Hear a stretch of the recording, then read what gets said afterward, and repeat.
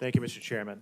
Ms. Chavez-DeRemer, we served together in the House and worked together on the House Education and Workforce Committee, where you were a leader. You worked on many of the very issues that you are testifying about today. You are enormously qualified for this position, and I'm proud to support you. But can you explain to us for a moment what it means to you to put American workers first in this golden age of America's economy? Thank you, Senator. Well, it's important to me, as was mentioned, the American worker. But we have to make sure that the American worker is being fortified with not only the skills that they need in order to answer the call, but people are looking for the American dream. People are wanting to have the skills to work in whatever they determine that to be. Again, we're seeing it's not the four-year university always, it's the two-year, it's the certificate base, it's answering the call so they can have mortgage-paying jobs for their families and understand that we're going to protect their benefits and their rights and safety in the workplace. The Department of Labor sole focus is to make sure that we are protecting the wage earner, that we are helping the job seekers who are out there looking and really reinvigorating the job seekers who have decided that they don't want to look any further, and then protecting those retirees. As member of Education and Workforce and working together. Workforce investment, workforce development, I think is going to be key for all of our respective states. This shouldn't be a party issue. I have said this over and over again. That's why I've always worked across the aisle, because the American worker, we don't know what their party is, but we know that it matters to them to protect their families.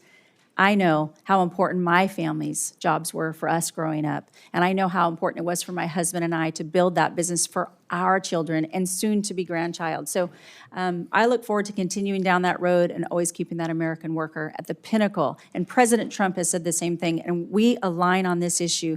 The American worker, this new coalition, this new direction is where we're headed in this country. Very, very well put. I know you know this. Indiana is the top manufacturing state in the country, yet the China shock wiped out 5 million manufacturing jobs in this country, and yet the federal government programs that were built to help those people who lost their jobs, way too many of them were left behind and didn't get a job as good as the manufacturing job that they had before because of the efforts of China to wipe out so many of those jobs in our country. How can we better serve those people? How do we get those people back on their feet and help them find meaningful, good-paying jobs like the one that they had before that was taken away by our biggest enemy, China? That's right. Well, again, it's that workforce investment, that workforce development. Oftentimes, as a former mayor, if we don't go out and talk to the business community, if we don't go out and talk to those employers about what they're seeking and how they can find those jobs, we have to make sure that we are the leaders in this nation and in the world, not China and not any other country. President Trump, the golden age that you mentioned, this has been first and foremost the America First agenda and workforce development and protecting the American worker and have them the ability to earn those wages and live the American dream is number one in the America First agenda. That to me is telling why this coalition, this new direction of bringing labor and business and support is to uplift all Americans. And this is first and foremost on the president's mind. Back in November, when President Biden was still in office, his Labor Department reported a 31% increase over the last 5 years of illegal child labor in America, a direct result of open borders. And I wonder, have you thought about what the Labor Department or President Trump and your leadership can do to save those kids who are in our country being illegally exploited for work in America? Well, I have not had a conversation specific to that topic, but I know how important it is to protect well, first of all, children who have no fault of their own are being exploited. We never want to exploit our children.